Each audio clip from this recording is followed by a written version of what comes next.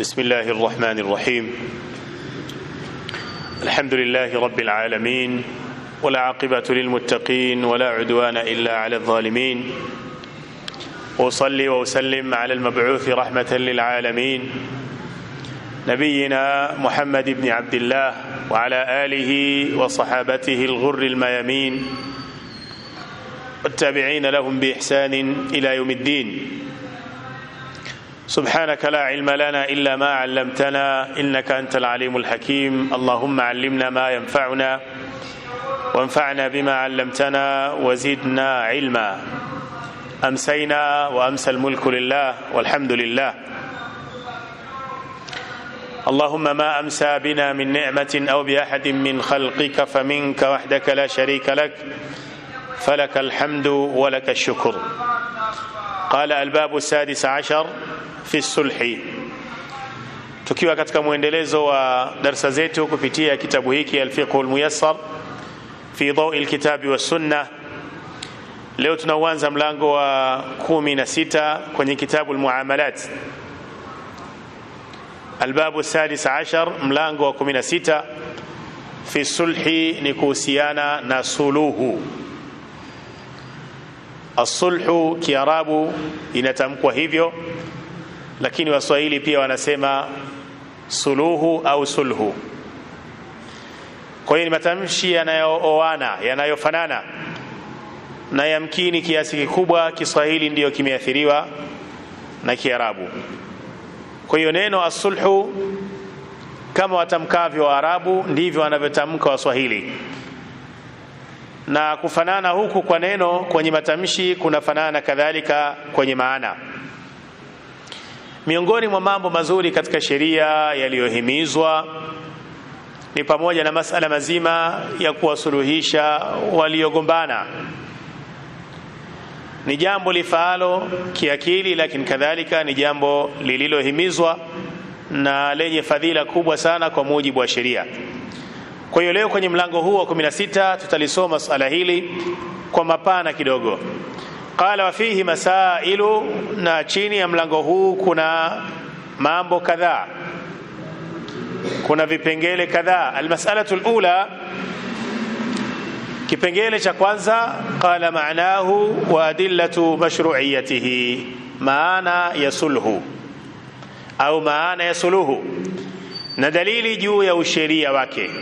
Suluhu kwenye lugha ya sheria maana yake nini, lakini ni zipi dalili zinazothibitisha swala zima la suluhu? Maanahu, maana yake, qala asulhu fi lugha, suluhu kwenye matumizi ya lugha ya Kiarabu, at-tawfiqu, ni kuwafikisha, ai kwa maana qat'ul munazaa, ni kukata mzozo. Qat'ul munazaa, kukata mzozo na kuondosha sintofahamu, ndiyo maana ya at-tawfiq, kuviweka pamoja ambavyo labda havikuwa pamoja. Hii ni maana ya sulhu katika lugha ya Kiarabu. Qala wa fi shar'i, na kwenye sheria. Na maana hii ya kilugha kwa Waarabu ndiyo maana ya kilugha kadhalika kwa Waswahili. Qala wa fi shar'i, na suluhu kwa mtazamo wa sheria, huwa al-aqdu, ni yale makubaliano, alladhi yanqati'u bihi khusumatul mutakhasimaini, makubaliano ambayo kupitia makubaliano hayo unavunjika ule ugomvi kati ya wawili waliokosana. Huwa al-aqdu, ni makubaliano, mkataba, alladhi, ambao kwamba yanqati'u bihi, hukatika kupitia makubaliano hayo, khusuma, ugomvi, almutakhasimaini, uliopo kati ya wawili wanaohasimiana au wanaogombana au waliokosana. Kwa hiyo lile jambo la kumaliza huo ugomvi kwa maelewano, watakayoelewana wawili waliokuwa wanagombana, kitu hicho ndio kinachoitwa as-sulhu. Kwa hiyo si jambo geni kwenye masikio yetu, maana yake hii pia ndiyo maana tuliyoitarajia. Nukta ya pili kwenye kipengele cha kwanza, adillatu mashru'iyyatihi, dalili zinazobainisha usheria wa swala hili. Qala wa qad dalla ala mashru'iyyatihi, na hakika imeonyesha juu ya usheria wa suluhu. Alkitabu, jambo la kwanza, kitabu cha Allah kimeelezea kuhusiana na sulhu. Kadhalika wasunna, lakini vile vile sunna, hadithi na mafundisho ya bwana mtume Muhammad alayhi salatu wassalam. Qala wal ijma'u, na makubaliano ya wanazuoni ambayo yanajengeka kwenye misingi ya Qur'ani na sunna. Wal ijma'u hujjatun, na makubaliano ya wanazuoni ni hoja. Na wanazuoni wameandika vitabu mbalimbali kuhusiana na yale masaili ya kisheria ambayo wanazuoni wamefikiana juu ya hukumu zake. Na kitabu maarufu kwenye mlango huu ni kitabu kinachoitwa Al-Ijma' cha Ibn al-Mundhir alayhi rahmatullahi ta'ala. Kwa hiyo ziko dalili ndani ya Qur'ani zinazoelezea suluhu na ubora wake na fadhila zake. Zipo dalili kadhalika kwenye hadithi za mtume alayhi salatu wassalam zinazoelezea swala hilo, kama ambavyo hata makubaliano ya wanazuoni yapo juu ya uwepo na kufaa na uzuri wa suluhu. Qala famina alkitabi, miongoni mwa dalili zilizopo ndani ya Qur'an, qawluhu ta'ala, ni maneno yake Allah azza wa jalla, wasulhu khair, suluhu, mapatano ni jambo zuri. Kwa wawili wasioelewana, lipi jema kati yao, kuendelea na ugomvi au kusuluhishana?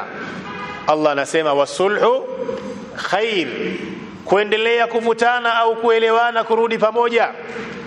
Swali hilo jibu lake ni aya hii, wasulhu khair, na suluhu ni jambo zuri kwenye kila kitu. Taban aya hii inazungumzia masala mazima ya maisha ya wanandoa, itakuja kwa ukamilifu wake muda si mrefu. Wasulhu khair itakuja kweli? Nafikiri itakuja hapa mbeleni insha Allah taala.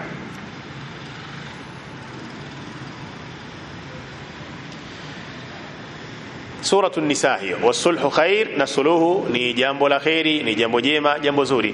Kwa hiyo Allah azza wa jalla yeye mwenyewe kama anaisifia suluhu kuwa ni jambo zuri, maana yake kuendelea na ugomvi ni jambo baya. Kama Allah azza wa jalla anatueleza kuwa suluhu ni khairi, maana yake watu wa khairi wanatakiwa wakimbilie kwenye suluhu kuliko kuendelea kubaki kwenye mzozo, malumbano na sintofahamu. Wasulhu khair.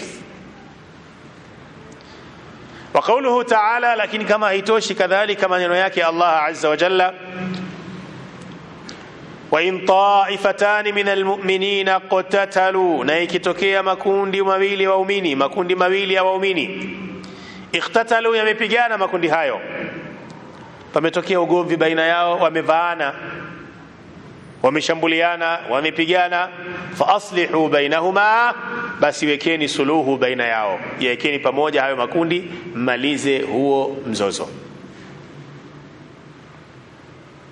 Kwa nini mzozo umalizwe? Lianna sulha khair, kwa sababu siku zote suluhu ni jambo jema la khairi zuri. Wa qawluhu ta'ala, lakini vile vile ushahidi mwingine ni maneno yake Allah azza wa jalla, la khaira, hakuna uzuri, hakuna khairi, fi kathirin min najwahum, katika mingi miongoni mwa minongono yao. Watu wanaponongonezana, mara nyingi hii minongono haina khairi, mara nyingi isipokuwa kwenye mambo machache, na Allah ameyataja hayo machache hapa. La khaira fi kathirin min najwahum, minongono mingi huwa haina khairi. Mara nyingi watu wanaponongonezana, wanapopeana siri, kunakuwa hakuna khairi kihivyo, isipokuwa kwenye mambo machache. Illa, isipokuwa khairi itapatikana kwa yule ambaye man amara bi sadaqa, anayenongoneza kumnongoneza mwingine akiwa anamuamrisha, anamuhimiza masala mazima ya sadaqa, au ma'rufin, au kufanya wema, au islahin baina an-nas, au kusuluhisha baina ya watu waliokosana. Haya ni katika mambo ya khairi. Al-amru bis-sadaqa, al-amru bil-ma'ruf, al-islahu baina an-nas.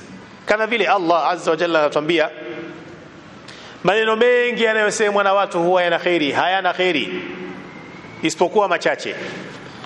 Na miongoni mwa hayo machache ni maneno ya kuamrisha sadaka, watu watoe sadaka, maneno ya kuamrisha watu watende mema, maneno yanayozungumzwa kwa ajili ya kuwasuluhisha wawili waliokosana. Haya ni mambo ya khairi. Kwa hiyo kwenye yale machache ya mfano Allah azza wa jalla akaitaja sulhu. Qala wa man yaf'al dhalika, na atakayefanya hayo au lolote kati ya haya, ibtighaa mardhatillah, kwa ajili ya kutafuta radhi za Allah, fasawfa nu'tihi ajran adhima, Allah anasema kwa hakika tutampa ujira mkubwa, malipo makubwa. Iangalie aya, wa man yaf'al dhalika, na atakayefanya hivyo, ibtighaa mardhatillah, kwa kutafuta radhi za Allah. Allah hajasema fasawfa yu'tihi, kwamba Allah atampa, hapo akajirudia yeye mwenyewe tena kwa dhamir ya wengi. Fasawfa nu'tihi, tutampa, ajran adhima, malipo makubwa, kuonyesha kwamba yeye ndiyo mlipaji na uwezo wa kulipa anao.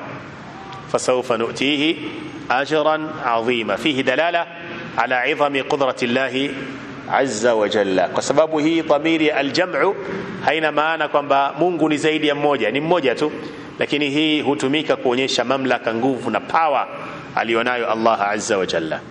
Hizi ni baadhi ya aya min al-Qur'ani, ndani ya Qur'an, zinazozungumzia masala mazima ya sulhu, na aya zote hizi zinahitaji sulhu kuwa ni jambo la khairi, ni jambo jema, ni jambo lipendwalo na Allah azza wa jalla.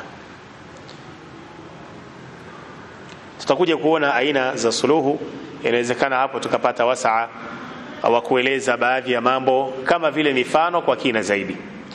Qala wa minas sunnati, lakini miongoni mwa ushahidi kwenye maneno ya Mtume alayhi salatu wassalam na hadithi zake kwa ujumla, qauluhu sallallahu alayhi wa alihi wasallam, ni maneno yake Mtume alayhi salatu wassalam aliposema as-sulhu, suluhu, jaizun baina almuslimina, ni jambo lifalo baina ya Waislamu kusuluhishana pale walipogombana na kukosana, ni jambo jema, jambo zuri.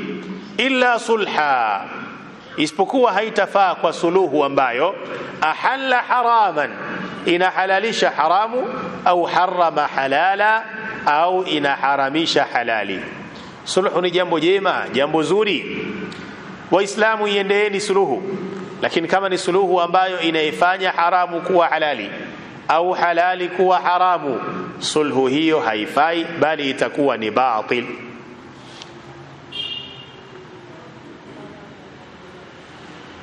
Labda tujalie wanandoa wamekosana, kwa sababu miongoni mwa sehemu ambazo sulhu inaingia kwa nguvu sana ni katika masala mazima ya al-ishratu zawjiyya, mahusiano ya ndoa. Tujalie mume mlevi, mke kasema we, mume hasikii, haelewi. Kikaitishwa kikao cha sulhu, watu wakaongea, mwisho wa siku ikaonekana sasa jinsi mambo yalivyo, wewe mamie bwana vumilia tu, lakini wewe bwana punguza kulewa, usiache kabisa, punguza tu. Hapa bado hamna sulhu, kwa sababu ni sulhu ambayo inakwenda kutetea haramu. Kama vile mnamkubalia huyu mume aendelee kulewa, na kulewa ni jambo ambalo limeharamishwa shar'an. Kwa hiyo suluhu ziendewe, lakini ile suluhu ambayo inakwenda kinyume na maagizo ya Allah azza wa jalla, sulhu hiyo itakuwa batil na haitafanya kazi. Kama suluhu katika utaratibu wake, siku zote panakuwa na mmoja ambaye anaachia haki yake ili afikie maelewano na mwenzake. Lakini kama kila mmoja atadai haki yake sawa sawa, inawezekana sulhu ikawa ngumu.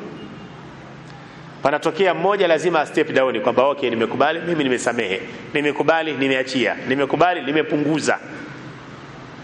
Kwa hiyo lazima mmoja atanazal kidogo, aje chini ili sulhu ipatikane. Mtu aliyekukosea, mnapoitishwa kwenye kikao cha sulhu, je, kulipiza kisasi ndio kupitisha sulhu? Kwa sababu ukilipiza kisasi umechukua haki yako kamili. Hii si sulhu, hii ni hukumu. Lakini sulhu maana yake mtu amekukosea ukaamua kumsamehe. Kwa hiyo kuna haki yako ipo kwake, umeiachia hiyo haki. Hii sasa ndio picha ya nini? As-sulhu. Kwa hiyo tunapoitana kwenye vikao vya suluhu lazima hili tulielewe. Ifike wakati tunajadili, tunaangalia maslahi yako wapi. Pale penye maslahi, kama wewe unaathirika, madamu hatutakuingiza kwenye haramu, kubali kuathirika, step down ili mambo yaende vizuri. Lilipotokea ile tukio la kusingiziwa Bi Aisha radhiallahu ta'ala anha kuwa ametembea na Safwan ibn al-Mu'attal radhiallahu anhu, alisingiziwa kuwa amevunja heshima ya Mtume alayhi salatu wasalam, ametembea na mwanamume. Hizi habari zilivuma sana sana. Miongoni mwa wale waliozibeba tena walikuwa vinara ni Mistah. Mistah huyu radhiallahu anhu alikuwa anapata msaada kiasi kikubwa wa kimaisha kutoka kwa Abu Bakar Siddiq radhiallahu ta'ala anhu. Sasa naye akaingia kwenye mkumbo wa kumsema vibaya Bi Aisha radhiallahu anha, wakati anayemsaidia huyo Mistah ni baba yake Aisha. Hivi tu kwa ubinadamu wa kawaida, kuna mtu unamsaidia alafu inatokea na yeye anakusema vibaya kupitia watoto wako, mke wako au familia yako, kibinadamu utakuwa na moyo wa kuendelea kumsaidia? Hasa itakapobainika kwamba aliyokuwa anayasambaza hayakuwa na ukweli. Utaona la watu wote waseme, lakini wewe pia useme. Hata kama ingekuwa kweli, mimi na wewe tulivyokuwa karibu hivi, wewe ni wa kumsema vibaya binti yangu. Kwa hiyo baada ya aya kuteremka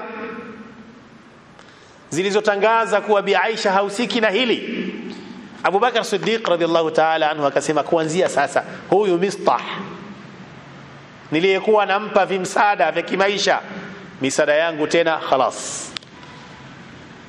Allah azza wa jalla katika muendelezo akateremsha aya kulizungumzia hili, wala ya'tali ulul fadli minkum wasa'a an yutu dhil qurba wal masakin wal muhajirin fi sabilillah walyafu walyasfahu. As-safhu walyafu walyasfahu, wasamehe na wafute, kwamba wasiape wale ambao Allah kawapa wasaa miongoni mwenu, kwamba hawatawasaidia ndugu zao, jamaa zao katika maskini, mafakiri na wenye uhitaji. Hata kama wamekosewa, basi wasamehe, wafute, kwa sababu na wao pia wanayo waliomkosea Allah au hawapendi kusamehewa na Allah.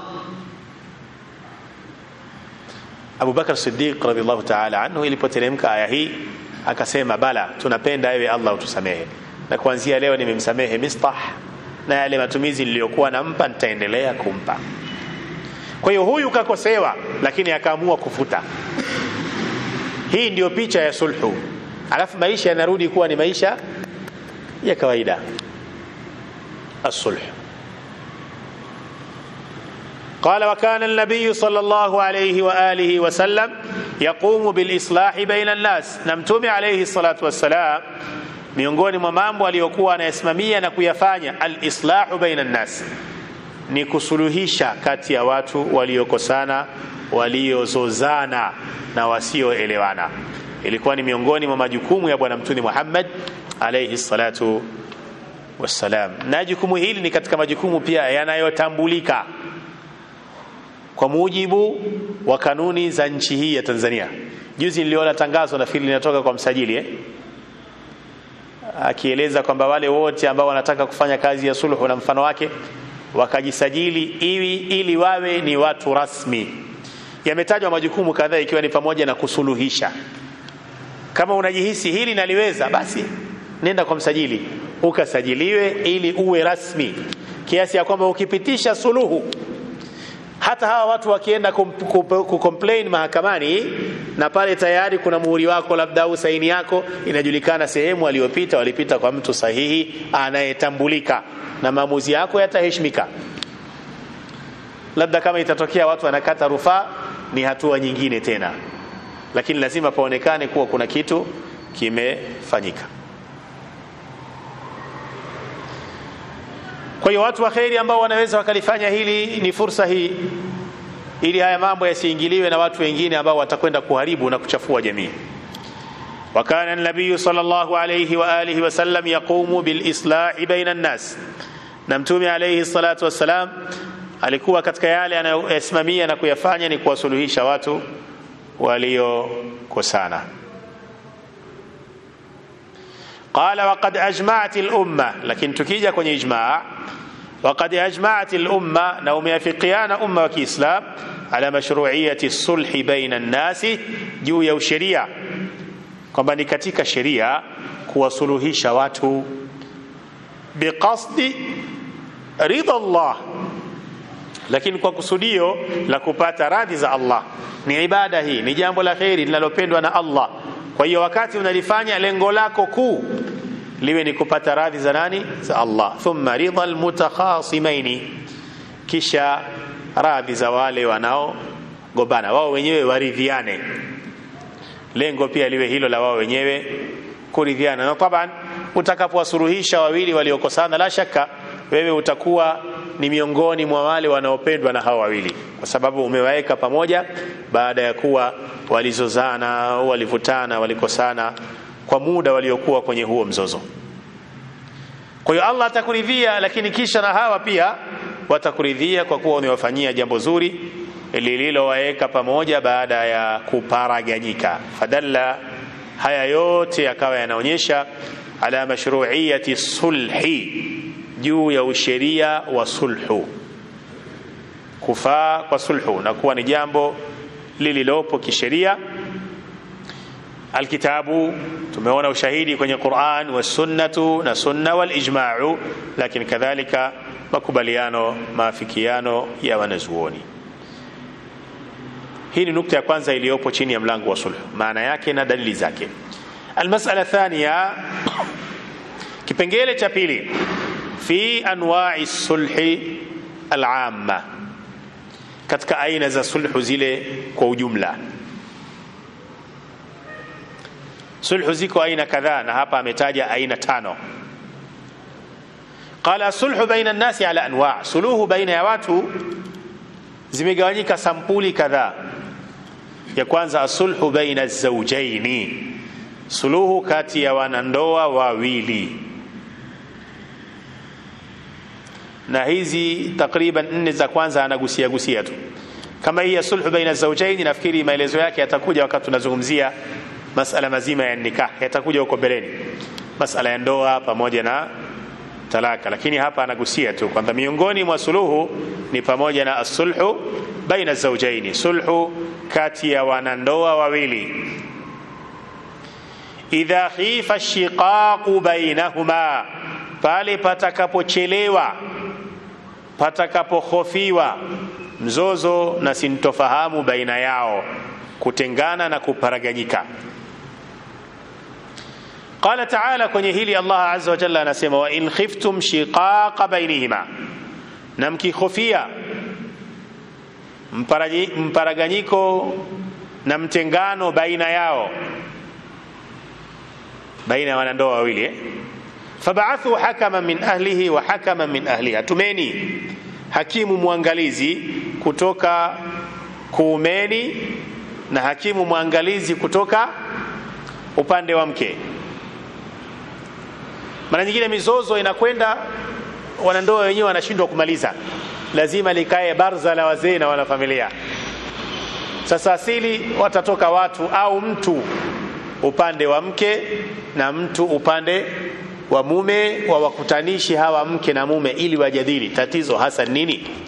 Kikao cha sulhu baina az-zawjayn, kama wanaweza kuyamaliza wenyewe wayamalize, lakini mpaka ikishafikia hatua hii ndoa inalegalega na haina afya hata kidogo, wanasema imebakia kidogo kuvunjika. Ikishafikia hatua hiyo, hebu tuite ili jopo, fab'athu hakama, kana vile hawa ni mahakimu. Na wanasema kwa sifa hii lazima awe ni mtu mwenye akili, yani Muislamu mwenye akili, muadilifu, anayetambua masala ya ndoa, na asiwe na upendeleo. Na mara nyingi hapa hutafutwa wazee wenye experience, na zaidi ya hapo wanatafutwa mashekhe. Wazee wana experience ya maisha muda mrefu, mashekhe wana experience hizi za kisheria, kwamba swala hili kisheria limeelekezwa hivi. Manake ikiwa busara ya wazee peke yake bila ya mwongozo wa sheria, wazee wanaweza wakatumia busara, lakini busara zikaenda kombo kidogo. Sasa pakiwa na shekhe anawaambia, jamani, hapana, wazee kweli mmetumia busara, lakini hapo mnataka kuvuka mipaka ya Allah. Otherwise kama kuna shekhe mzee, huyu amekusanya nuru mbili, nuru ya busara ya umri, lakini kadhalika nuru ya busara ya ilmu. Almuhim, watume watu ambao tunahisi hawa hili swala wanaliweza na watalimudu. In yurida islaha, kama watakusudia suluhu baina ya hawa na ndoa wawili, yuwaffiqillahu bainahuma, Allah ataweka tawfiki baina yao, ndoa hii itadumu na itaendelea.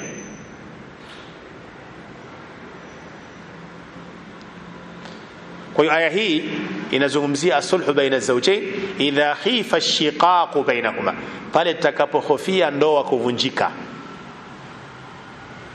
tunaita sasa baraza la suluhu. Au khafat i'radahu, au mke akahofia kupuuzwa na mumewe, ay kwa maana tarafuhu anha wa adam raghbatihi fiha, ile mume kujikweza na kuonyesha kwamba sasa hana hamu na mke. Kinafikia hicho kipindi labda mke ameshakuwa mtu mzima, mume anahitajia kuoa binti tena, arudie tena ujana wake, hataki kumwacha huyu, lakini anamwambia mke wangu, sasa mimi nahitajia watoto, wewe tayari ejiko, huwezi tena kupata watoto. Na mke siku zote hapendi kuongezewa, anaona huyu bwana yeye ndo kanimalizia ujana wangu, leo nimeshachoka, hoi bin taabani, ananiona sina maana, inamkira fulani hivi. Kwa hiyo mwanamke akihofia hilo, Allah pia akazungumza kuna sulhu inafanyika hapo. Qala ta'ala, Allah anasema wa in imra'atun, na ikiwa mke khafat min ba'liha, atahofia kwa mumewe, nushuzan, at-tarafu' ndio inaitwa nushuz, maringo labda tuseme, deko, au irada, au kumpuza. Mwanamke anahofia hilo kwa mume, kwamba hapa nilipo sasa, hali yangu, huyu bwana huyu ataanza kuniona sina maana.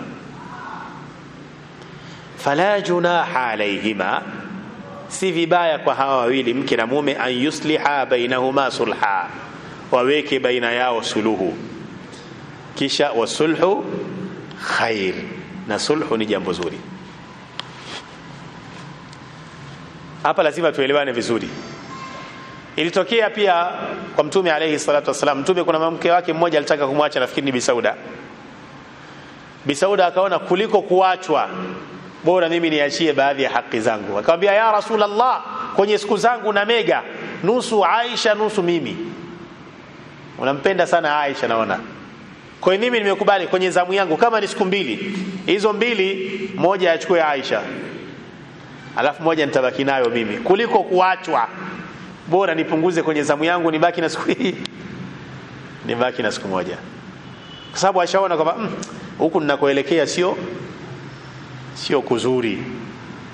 Kwa hiyo mwanamke anatakiwa step down kidogo, hatua moja ajiweke chini, kwa ajili ya kuangalia maslahi ya ndoa. Kuna wanawake wa leo wanajitutumua kiasi ya kwamba ukienda kwenye kesi unamtazama, unamhurumia.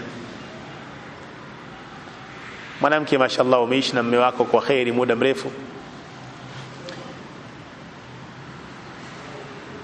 kuna baadhi ya vitu labda unavitaka kwa mume hawezi kuvifanya, bado unaangania tu, kama huwezi kunijengea nyumba, nipe talaka yangu. Una watoto 19, upewe talaka yako, uende wapi? Uende wapi? Hii timu ya mpira utaipeleka wapi? Uko na mume wako, baki na mume wako.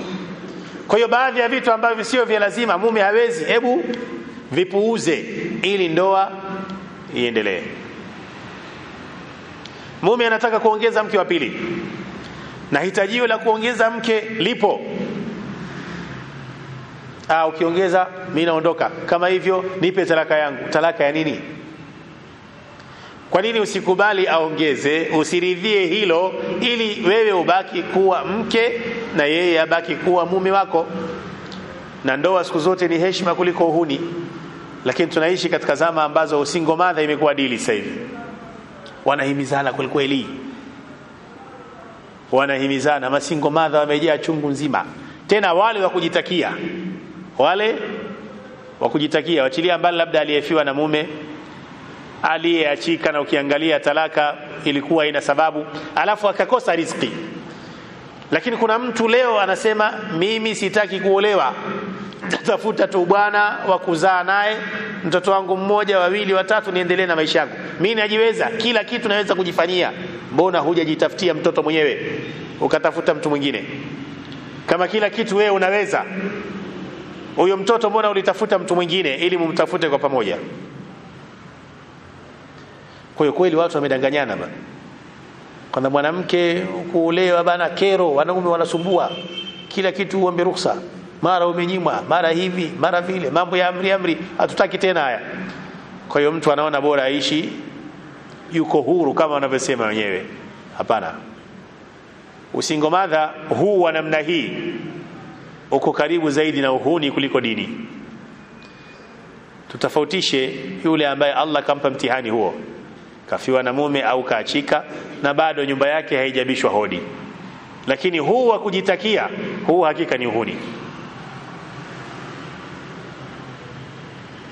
Kwa hiyo mke akihofia jambo fulani kwa mumewe ambalo huenda likamweka pembeni, basi si vibaya wakakaa na kusuluhishana. Walau huyu mwanamke kutanazal, kuacha baadhi ya haki zake, ni bora kuliko yeye kuachika.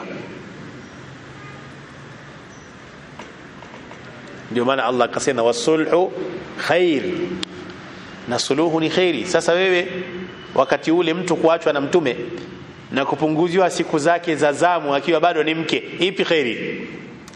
Aendelee kubaki kuwa ni mke wa mtume au aachike? Aendelee kubaki kuwa ni mke wa mtume. Kwa hiyo wanawake pia walitazame hili, kwamba mimi haki yangu nataka niipate kamili. Mara nyingine ukitaka chako kamili unakosa chote. Basi kubali tu ile nusu nusu ili mradi mambo yaende. Hii haina maana tuwadhulumu wake zetu, haina maana hiyo.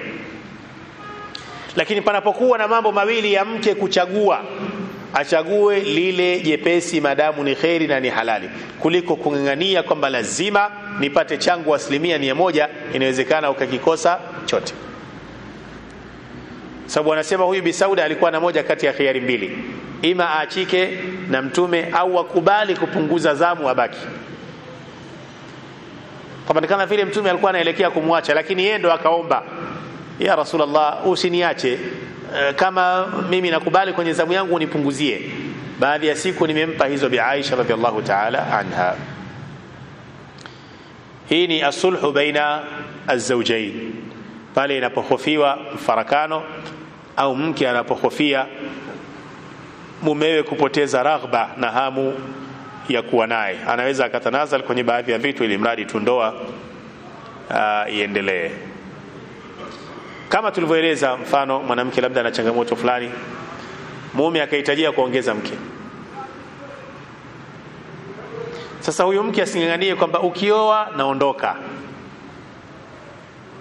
Bora ukubali kuongezewa mke, uwe na nusu mume kuliko kukosa kabisa.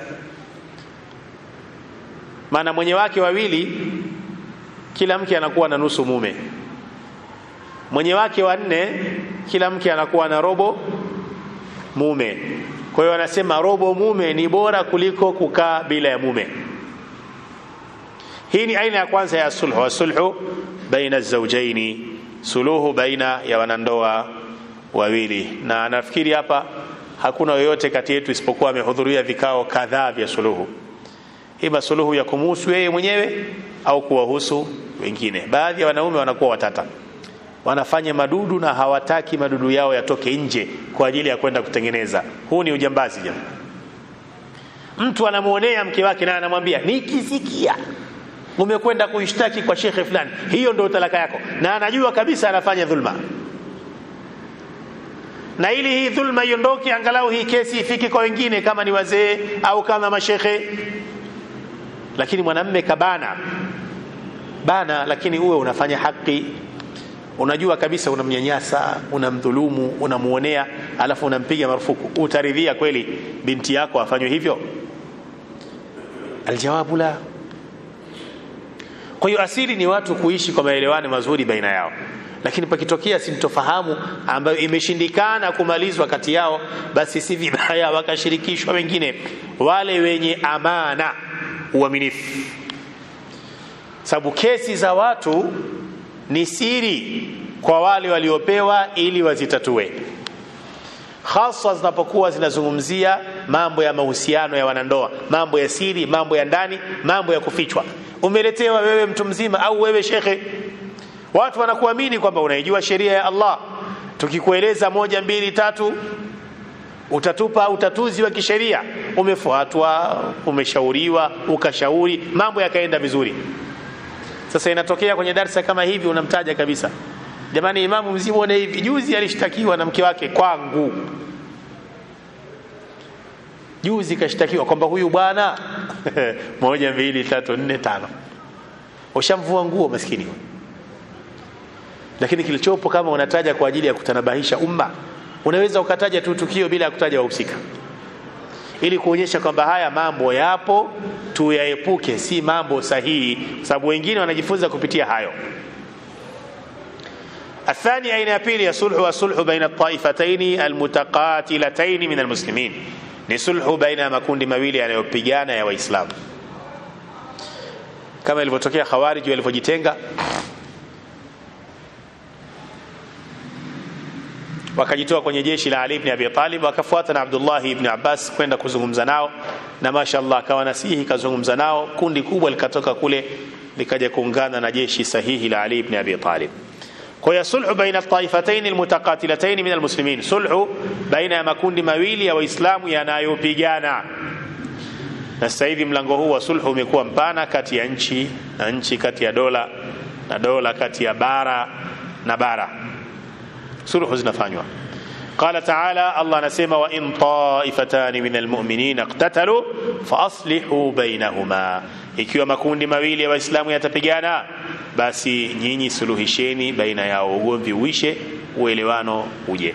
Kuna baadhi ya watu ni waajiriwa ima wa kampuni au serikali, kampuni binafsi, taasisi za umma, serikali au mfano wake, na miongoni mwa majukumu yao ni suluhu. Sasa wewe ambaye upo kwenye kitengo hicho, unakula hela ya serikali, umeajiriwa, katika majukumu yako ni kusimamia vitu kama hivi, wewe una khairi kubwa sana. Yani kilichobaki ni kurekebisha kidogo tu nia yako, kwamba hapa pamoja na kuwa nafanya jukumu langu la kikazi, lakini pia fanya kwa ajili ya Allah, ili uokote fi dunia wal akhirah. Sababu sulhu ni jambo la khairi, ni jambo lifaalo, lakini fanya kwa kuzingatia ile misingi ya sawa ya sheria. Na sijui nini kimejiri, mara nyingi mambo ya suluhu, hata wale wanaotoa suluhu nje ya sheria, namna bora ya suluhu ni kutumia sheria, hata kama watajua kuwa wanatumia sheria. Sijui kama nimeeleweka. Mara nyingi sulhu, watu wakikaa kwenye vikao vya sulhu, kama watatumia tu akili zao za kawaida, hata wale ambao hawajui sheria, sasa wachilia mbali vikao vile vya kimila, watu wanafuata mila hizi, sulhu za kawaida, mwisho wa siku utakuta ile sulhu iliyofanywa mara nyingi huwa inaendana na sheria, mara nyingi.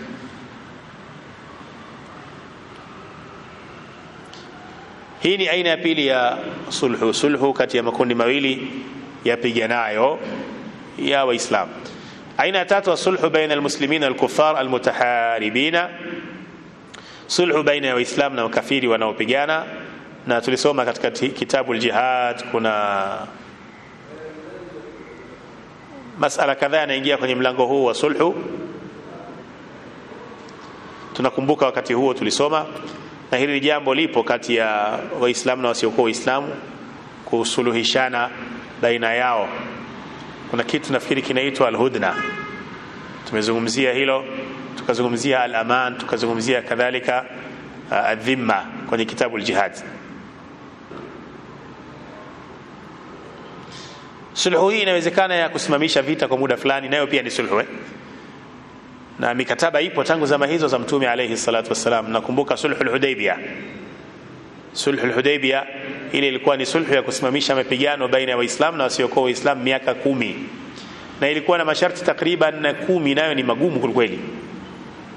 Ni sulhu ambayo Mtume alikubali, aliyafiki, japo wale wasiokuwa waislamu ndio waliovunja sulhu hiyo baada ya muda mfupi tu.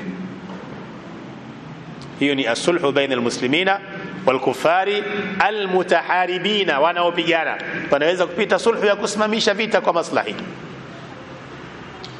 Aina ya nne ya sulhu baina al-mutakhasimain fi ghairi al-mali, suluhu kati ya watu wawili wanaohasimiana lakini kwenye ugomvi usiokuwa wa mali. Kwenye ugomvi usiokuwa wa mali, inawezekana watu wawili wamezozana kwenye jambo fulani ambalo halihusiani na mali, pia hawa ugomvi wao unaweza ukatatuliwa. Mara nyingine ugomvi unaletwa kwa umbea tu. Anatokea mtu ambaye ni namam, msabasi, anakuja anakujaza maneno, anamfuata mwingine anamjaza maneno, kwa hiyo nyinyi wawili mkionana hamsalimiani.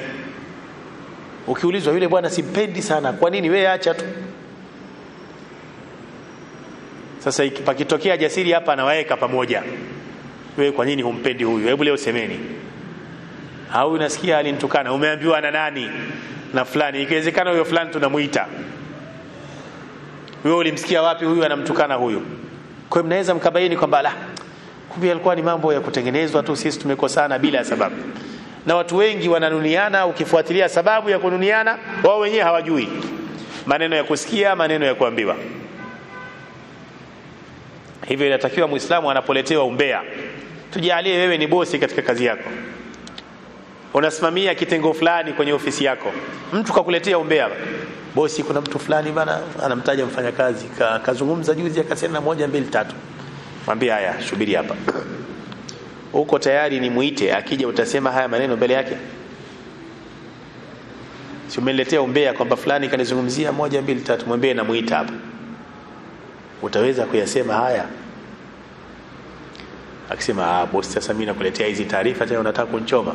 Huyu anakuletea umbea huyu. Hizi habari sio za kweli. Lakini kama atakuwa tayari, mlete, na hata akiwa mbele yako nitasema, huyu inawezekana na chembe chembe za ukweli.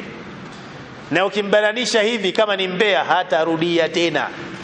Lakini nafikiri mushkila mkubwa, watu wengi wenye vyeo wanapenda vitaarifa visivyokuwa rasmi hivi, wanavipenda sana. Kwa hiyo hata wale wafanyakazi waliopo chini yao wakishalibaini hili tu, mtu anaona hii ndio njia pekee ya kujipendekeza kwa nani?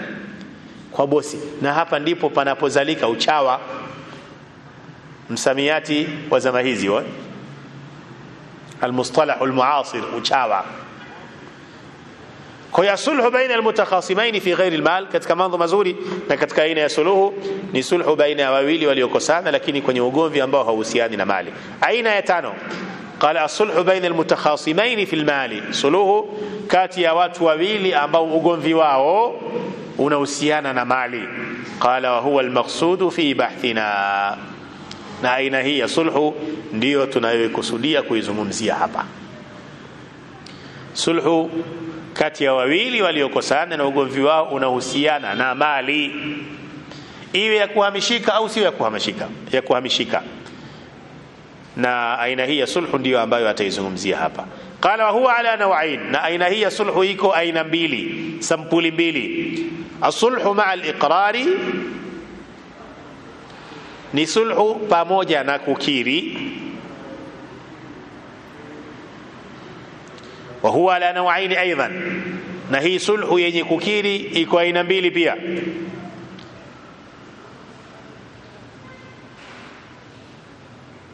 Aina ya kwanza inaitwa sulhul ibra. Sulhul ibra ni sulhu gani? Tuione picha hiyo sulhu alafu tutatafuta msamiati mmoja wa hiyo sulhu. Qala huwa sulhun, na aina hii ya sulhu ni sulhu ambayo ala jinsi alhaqqi almuqarri bihi, ala jinsi alhaqqi almuqarri bihi, ipo katika ile haki iliyokubaliwa na yule unayehasimiana naye. Mfano wake ka an yuqirra rashidun li akhara bidainin au ainin, kama vile mtu mwenye akili zake timamu anayedaiwa akiri kwamba kuna mtu anamdai deni fulani au kitu fulani. ثم يسقط عنه المقر له بعض العين أو بعض العين أو الدين, alafu yule anayedai kitu chake ampunguzie baadhi ya kitu kwenye kurudishiwa ile haki yake, wayakhudhu albaqi, na achukue kile kinachobakia, fahuwa ibra, huku ni kumtakasa an baadhi daini bilafdhi sulhu, kwa kumsamehe baadhi ya deni lakini kwa neno la sulhu. Kwa maana sulhu hii inaitwa sulhu al-ibra, ni sulhu ya kutakasa. Wawili walikuwa wanadaiana kama vile tokea ugomvi baina yao, tukawaweka kikao, huyu anasema anamdai fulani, anayedaiwa mara kaingia huku kapita huku, tukawaita wote wawili. Mwenye mashtaka akasema huyu namdai, mdaiwa tukamuuliza wewe kweli unadaiwa na huyu? Akasema kweli nadaiwa na huyu, lakini siwezi kulipa hili deni, labda siwezi kulipa lote, na ni wajibu wako kulipa lote. Tunakuuliza wewe unadai sasa, huyu bwana anasema hawezi kulipa lote, unasemaje? Basi unasema nitaelewana naye upya kwa kulipa nusu deni na nusu nyingine nimemsamehe. Sasa hii ni sulhu hii, kwamba sasa tunasuluhishana kwa nusu deni, tunaelewana upya kwa nusu deni. Kwa hiyo utachukua ile nusu au ile robo ambayo umeikubali. Kwa hiyo hii inaitwa ibra, ni vile kumtakasa unayemdai an baadhi daini bilafdhi sulhu, kwa kumsamehe baadhi ya deni, lakini hapa tutatumia tu lafdhi ya sulhu kwa namna hiyo ambayo inaitwa ni sulhul ibra, kumtakasa yule unayemdai kwa kumsamehe baadhi ya kile unachomdai, na ukakubali ukatosheka kulipwa baadhi. Inawezekana wala hamna kesi. Hapa nimetoa mfano wa kesi. Inawezekana pia kwa mfano mwingine hamna kesi. Unamdai mtu lakini unaona anapata tabu sana kukulipa, ukamuita bwana, hebu njoo tuyazungumze upya. Mbona sikuelewi, unanipiga piga chenga? Bwana sio chenga, mambo magumu, naona aibu hata kukutazama usoni. Nimepambana, nimefanya, lakini imegoma kwa kweli. Kaambia sawa, sasa tufanye kitu kimoja. Nilikuwa nakudai shilingi ngapi? Ulikuwa unanidai 100,000. Nimekusamehe 50,000. Nipe 50 tu. Hichi mlichofanya hapa ni sulhu. Hii inaitwa sulhu al-ibra. Umeitakasa dhima yake na nusu ya deni, ukakubali kupokea nusu. Na taban hapa utakuwa unimfanyia wepesi sana, na atakuona mtu wa maana. Sio atakuona tu, hata hivyo ni mtu wa maana. Na kwenye madeni Allah anatuelekeza kwenye sulhu zaidi. Allah anasema wa in kana dhu usra fanadhiratun ila maisara wa an tasaddaqu khairul lakum in kuntum ta'lamun. Yule uliyomkopesha kama anapata uzito kwenye kulipa, taban kama unapata wepesi wewe lipa, wala usimpige anayekudai chenga, sababu kuchelewesha deni wakati una uwezo wa kulipa ni dhulma. Hapa tunazungumzia yule ambaye ukimwangalia hali yake kweli kuna sehemu amekwama. Kwa hiyo unaweza ukamuita bana, tabu nini? Kama utaamua kumsamehe yote, alhamdulillah, itakuwa ni kheri kubwa hiyo. Lakini ukiamua kukaa naye sasa, muyajenge tena upya kwamba nimekupunguzia kiasi fulani, lipa kiasi fulani. Hii ni sulhu al-ibra. Sulhu al-ibra, wakati ambao mdaiwa kweli amekiri kuwa anadaiwa. Sasa yule anayedai akaamua kupunguza sehemu katika kile anachomdai, akaridhika na kile kinachobakia kwenye deni kubwa. Qala wa hadha jaizun, na sulhu ya aina hii, sulhu al-ibra, inafaa bisharti an yakuna sahibu al-haqqi mimman yasihhu tabarru'uhu, kwa sharti yule mwenye haki yake, yule mdai, awe ni mtu ambaye ni sahihi kwake kujitolea kitu, ni sahihi kwake kusamehe. Kwa maana mwenye akili ar-rashid, mwenye utambuzi, al-baligh, aliyebaligh. Haya masharti matatu: al-bulughu, al-aqlu, ar-rushdu. Kama aliyekusamehe ni mwenda wazimu, sema akashasamehe, hapana, hapa bado hujasamehewa. hapo bado hamjafanya sulhu. Aliyekusamehe ni mtoto mdogo, labda ndio mrithi, mzee kafa, unamfuata mtoto, unajua hapa na mzee wako alikuwa anadai milioni 50, sasa siwezi kulipa, si utachukua 500,000 Mtoto akasema sawa, nipe 500,000 alafu unakuja tumeamalizaje? Nimeongea na mstahiki pale, amesema ataridhika na 500,000. Jamani, hapa kweli kuna akili? Mtoto mdogo kabisa huyu, bado hajajua hata milioni 50 ni nini. Hii sulhu hii inakuwa haijapita. Kwa hiyo lazima yule mwenye haki ambaye ndiye anakwenda kuingia sulhu na wewe, iwe ni mtu ambaye yasihu tabarruuhu, ni sahihi kwake kufanya tabarru, kujitolea, kwa maana awe na akili, awe ni baligh, na awe ana utambuzi wa hayo mambo ya fedha. Sababu inawezekana mtu ana haki kweli, lakini bado ana upungufu kwenye haya. Nilikukopesha, au mtu alikukopesha akiwa na akili timamu, akapata mtihani, akili ikafyatuka. Sasa unamfuata kipindi hicho, unataka kufanya naye sulhu ili akusamehe baadhi ya deni. Anaweza akakubali, lakini akili zake si timamu. Hii kimahakama haizingatiwi, deni bado liko vile vile. Kwa sharti ni hilo, wa alla yakuna mashrutan fil iqrari, wa alla yakuna mashrutan fil iqrar, lakini vile vile isiwe imeshurutishwa kwenye kukiri, isiwe imeshurutishwa kwenye kukiri. Yani usiwe umeshurutishwa kwamba wewe lazima ukiri kuwa na kudai, akiri mwenyewe kuwa unamdai, isiwe ni kwa kushurutishwa. Sababu mtu anaposhurutishwa inawezekana akakubali ambacho si cha sawa, mkajikuta mmeingia kwenye sulhu lakini bado hakuna sulhu mlioifanya.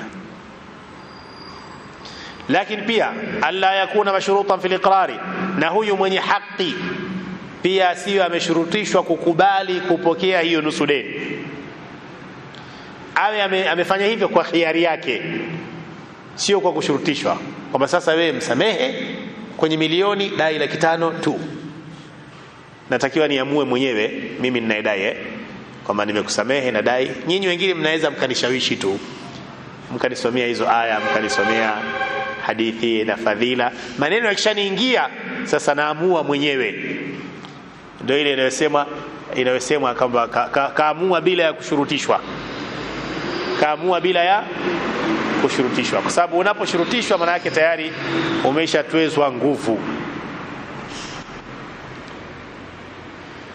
Hii ni aina ya kwanza ya as-sulhu ma'al iqrar, suluhu pamoja na kukiri. Aina ya kwanza ni sulhu al-ibra. Aina ya pili ni sulhu al-muawadha, suluhu ya mbadala. Suluhu ya mbadala kwa maana gani? Wa huwa an yusaliha an al-haqq al-muqarr bihi bighairi jinsihi, ni kusuluhishana na yule mdaiwa wake kwa ile haki aliyoikubali, lakini akakubali kulipwa kitu tofauti na kile anachokidai. Yani kalipwa mbadala. Kalipwa nini? Mbadala.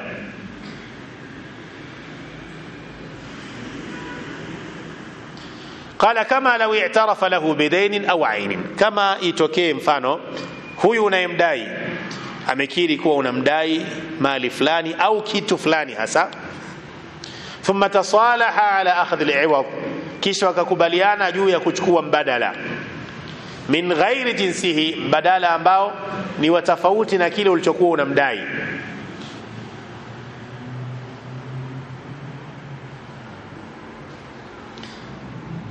Labda ulimkopesha mtu mchele kwa maelewano aje akulipe mchele, labda yeye ni mkulima, mambo yamekwenda ndivyo sivyo, na hasa ulichokuwa unadai wewe ni mchele.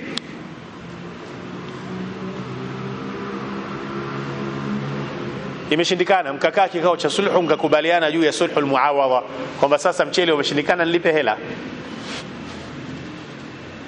Kwa hiyo mkusuluhishana juu ya hela, hiyo inafaa. Qala fahadha hukmuhu hukmu al-bay'i, hukmu inayoingia kwenye aina hii ya al-muawadha ni hukmu ya biashara. Sasa kama vile unakuwa unamuuzia hicho kitu, anakulipa thamani yake mbadala wake.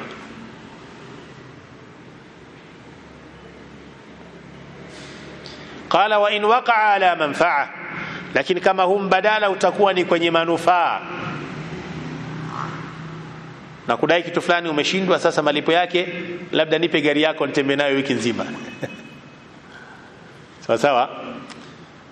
Kama ni manufaa, fa hukmuhu hukmu al-ijara, hukumu yake ni hukumu ya kukodisha, na tumesoma hukumu za al-bay' na tumesoma kadhalika hukumu za ijara. Kwa hiyo vimetajwa vichwa vya habari hivi ili turudi kwenye hukumu za biashara na hukumu za ijara, tusiye tukaenda kinyume. Almuhim, sulhul muawadha ni sulhu ya mbadala. Kimekosekana kile kitu chenyewe wewe kurudishiwa, basi unapewa mbadala wake. Hizi zote mbili zinaingia kwenye as-sulhu ma'al iqrari. Ni sulhu ambayo inaambatana na kukiri kwa yule mdaiwa, kwa sababu sulhu al-ibra hii sulhu ya kusamehe, ya kumtakasa unayemdai kwa kumsamehe labda nusu ya ledeni au robo au ni baada yeye kukiri.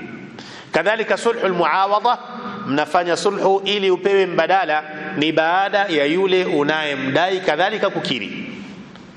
Kwa hiyo hizi aina mbili, sulhu al-ibra na sulhu al-muawadha, zinaingia chini ya aina gani ya sulhu? As-sulhu ma'a al-iqrar, sulhu iliyoambatana na kukiri kwa mdaiwa. Aina ya pili ya as-sulhu,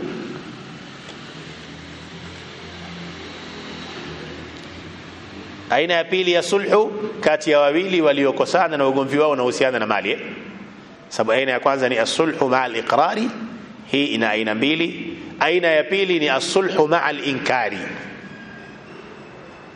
as-sulhu ma'a al-inkari. Kwa hiyo kwa mukhtasar tunasema suluhu baina ya wawili waliokosana kwa sababu ya mali ni aina mbili: suluhu ma'a al-iqrari na suluhu ma'a al-inkar.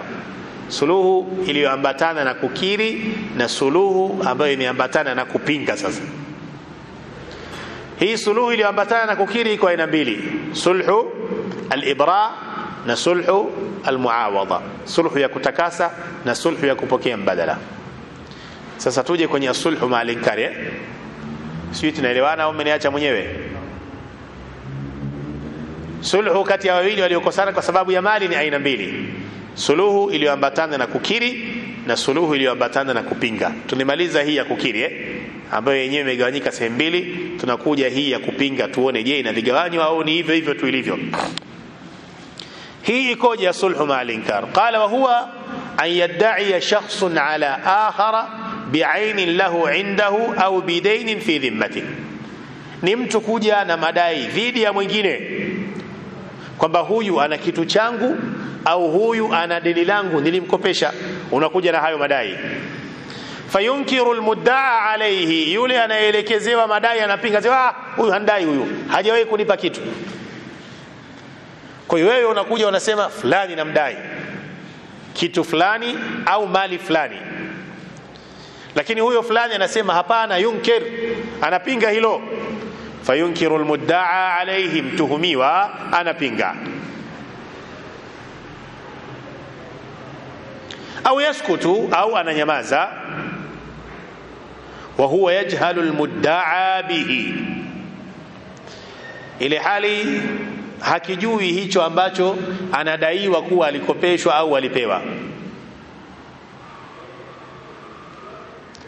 Thumma yusalihu almudda'i an da'wahu bimalin halin au muajjalin, kisha huyu aliyekuja na madai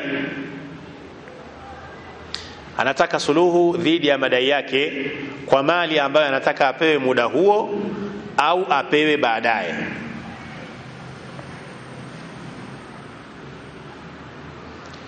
Kwani mimi sikumbuki kama wewe ulinikopesha, hakika sikumbuki kabisa, lakini huyu anayedai anasema kweli mimi nilikupa. Inawezekana leo umesahau tu, lakini mimi nilikupa. Kwa hiyo hebu tuyatengeneze. Kwa hiyo huyu mwenye madai anataka suluhu ya madai yake kwa kulipwa mali, ima muda huo au baadaye.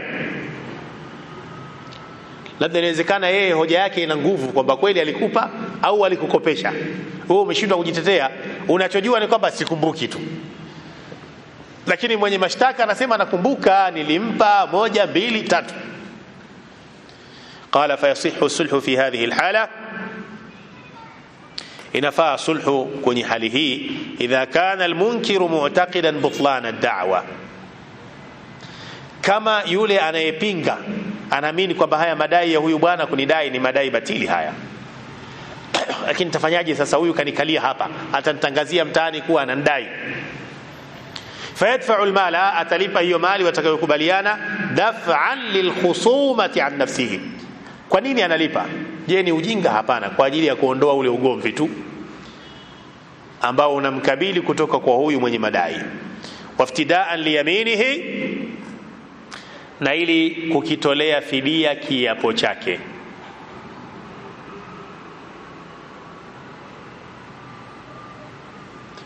Walmudda'i, na wakati ambao yule mwenye madai yataqidu sihhata ad-da'wa, anaamini ukweli wa madai yake, fayakhudhu almal, atachukua ile mali, iwadan an haqqihi thabiti, iwadan an haqqihi thabiti, iwe ni mbadala juu ya haki yake iliyothibiti.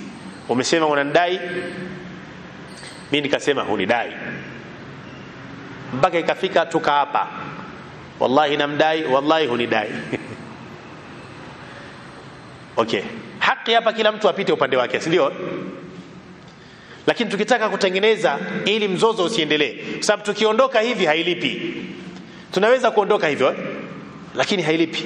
Tukitaka sulhu baina yetu, kile unachodaiwa unaweza kukilipa na mnaweza kukilipa, basi lipa ili umalize huu mzozo baina yenu. Inaweza kutokea hii kesi hata kwenye mahari bana. Mke anasema hujanipa, wewe unasema nimekupa. Au hii mizozo hakuna? Ipo hii kwenye pesa, nimempa. Sasa kauli kwenye mahari huwa ya nani? Ya mtoaji au ya mpokeaji? Mtoaji ndio mwenye kauli, lakini mke kangangania huo hajanipa. Sasa ukiangalia wewe mume, mahari yenyewe 150,000, labda anasema ndio hilo baki. Sasa kweli huyu akanseme vibaya ukweni kwa sababu ya 150,000? Mke wangu, hii yaishe. Ndio aina hii ya sulhu.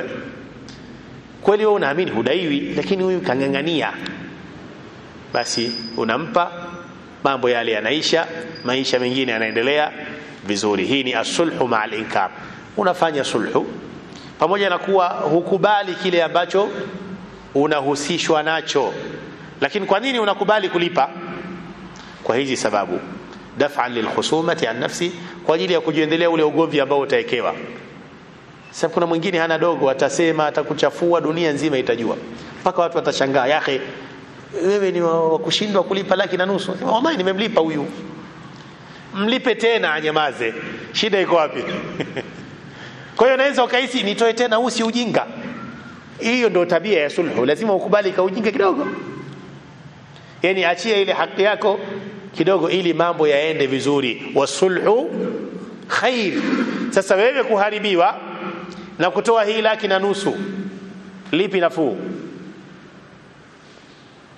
Kama na hii inakuja pale ambapo anayekudai yeye anayakini kuwa anakudai, sio kwamba anakusingizia. Sasa lazima wewe unayedai uangalie nafsi yako, unayakini kuwa unadai, lakini unayemdai anasema hajui, hakumbuki.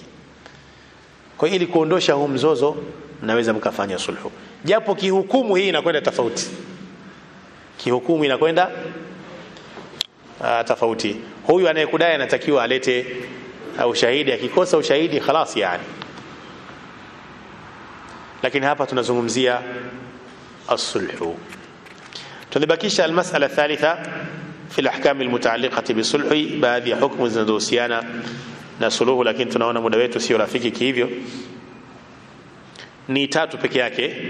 Sasa ima tuelewane, tuende nazo haraka haraka kwa hizo dakika 5 zilizosalia, maki hapa itakuwa ni kusoma neno na kufasiri, au tiziache ili tuunganishe na somo lijalo ambalo ni somo nyeti sana lijalo, linahusiana na mashindano. Siku hizi kuna mashindano ya mpira, mashindano ya baskeli, kuna mpaka mashindano ya kula. Watu wanashindana kwenye kula, nani anakula kingi zaidi na kwa muda mfupi. Chapati 12, ndizi kisukari kichane kimoja, Fanta ile kubwa na chupa moja ya chai. Muda wa kula dakika 20. Mashindano yapo haya. Nilikuwa nasikia stendi hapa wenyewe wana mashindano ya kula pilau kwenye vindoo vile vidogo vya lita 10. Unajaziwa pilau kwenye kindoo cha lita 10 na kuna watu walikuwa wanamaliza. Sasa haya mashindano nayo pia ni mashindano kisheria. Kwa hiyo kwenye mada hiyo tutakuja kuona ni yapi mashindano ya sawa na ni yapi mashindano yasiyokuwa ya sawa, na hapo pia tutagusia mashindano ya Qur'an. Maana kuna baadhi ya watu wanasema nyinyi mnasema sijui kitu fulani na fulani bid'a. Mashindano nayo ni sunna. Tutakuja kuona kwenye kipengele hicho.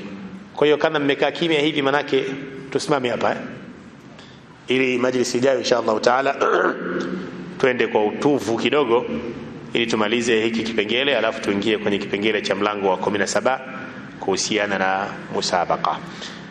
Kwa mukhtasari leo tumezungumzia kidogo kuhusiana na sulhu. Tukaona sulhu ni mkataba wa maelewano unaokata ugomvi kati ya wawili waliokuwa wanasintofahamu, na ni jambo zuri lifaalo kwa mujibu wa Qur'an na Sunna, na wanazuoni wa Kiislamu wameafikiana juu ya hilo.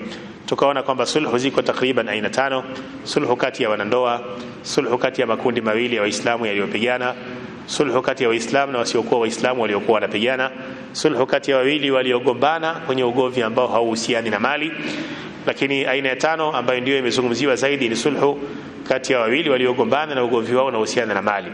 Tukaona sulhu hii imegawanyika sehemu mbili: sulhu iliyoambatana na kukiri na sulhu iliyoambatana na kupinga. Sulhu iliyoambatana na kukiri imegawanyika sehemu mbili: suluhu ya kutakasa inaitwa sulhu libra, na suluhu ya mbadala. Ya kutakasa ni pale ambapo mtu amekiri deni, ukaamua kumsamehe sehemu katika hiyo deni, ukachukua kile kiasi ulichokubali kupokea. Hii inaitwa sulhu libra.